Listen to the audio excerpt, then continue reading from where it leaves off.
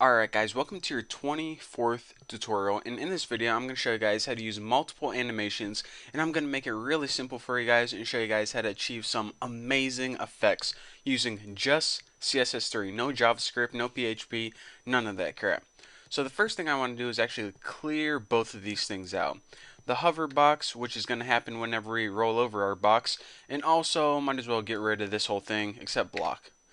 So, okay, of course it's a block, and I'm going to be animating basically everything, so let me adjust my chair, save this, and we're good to go. So right now, we had that thing, not very exciting.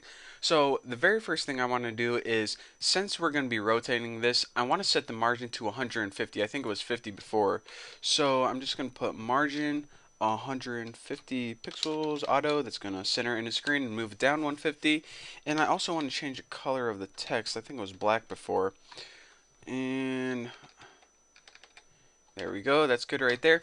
And now I might as well give it rounded corners too, because those square corners are not very appealing. This is like the Web 2.0, baby. Rounded corners for life. So WebKit, if you remember this, border radius, I believe that's how you spell radius. And I'm just going to give it like 10 pixels, might as well. That seems good to me. Whoa, two W's in what? www.webkit.com? Don't think so.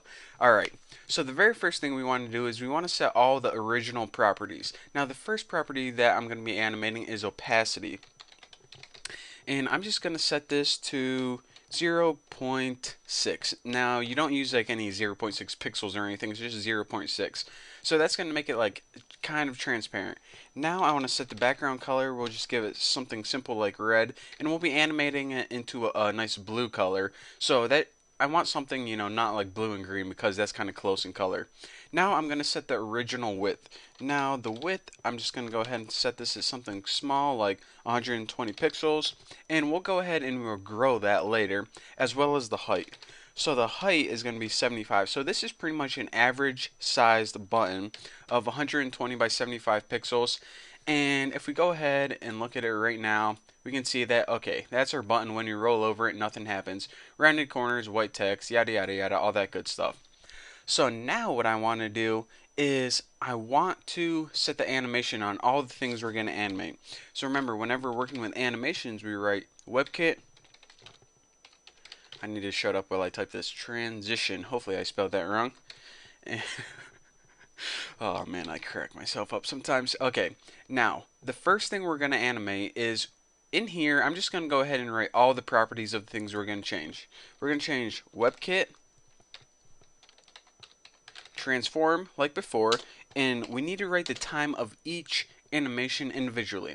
So we're going to transform, we're going to rotate this just like before, and that's what transformation I'm going to use. We're also going to be changing the opacity, and that transition is going to take 2 seconds. We're going to change the background color, and that's going to take 2 seconds. And we're going to change the width of the button, and that's going to take 2 seconds. Everything's going to take 2 seconds, by the way. And the height, whenever you change that, that should take 2 seconds.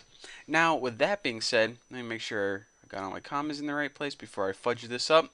Alright, so now that we have all the things that we want to animate, we want to say, okay, whenever we hover over it, how do we want to animate them, or how do we want them to change?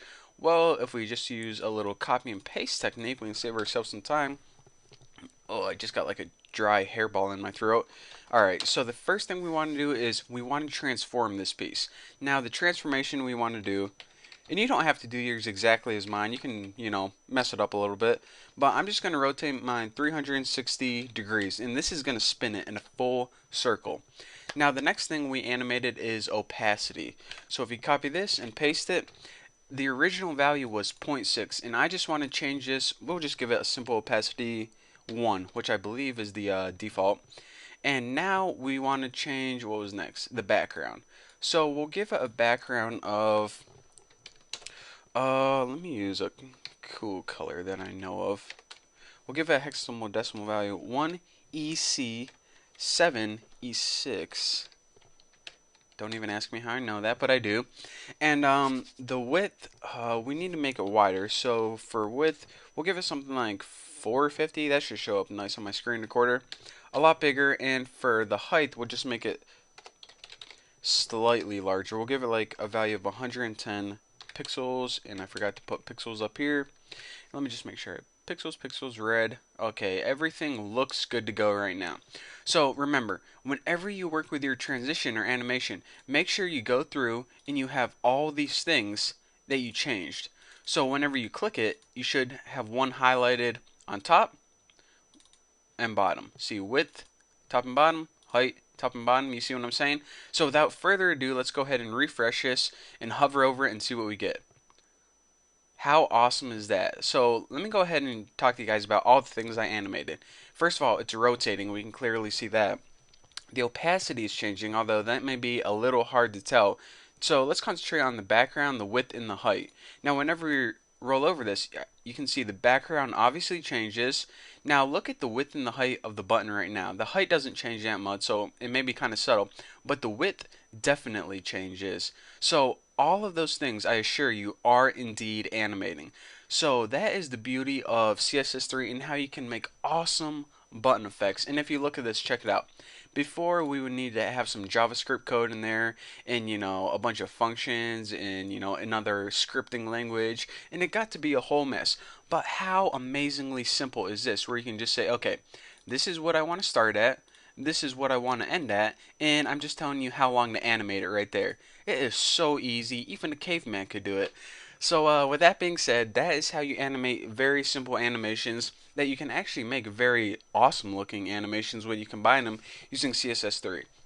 So with that being said, don't forget to check out my website. I just updated it with all my new stuff, and it's thenewboston.org. So go check it out. Tell me guys what you think. And yeah, thank you guys for watching. Don't forget to subscribe, and I'll see you guys later.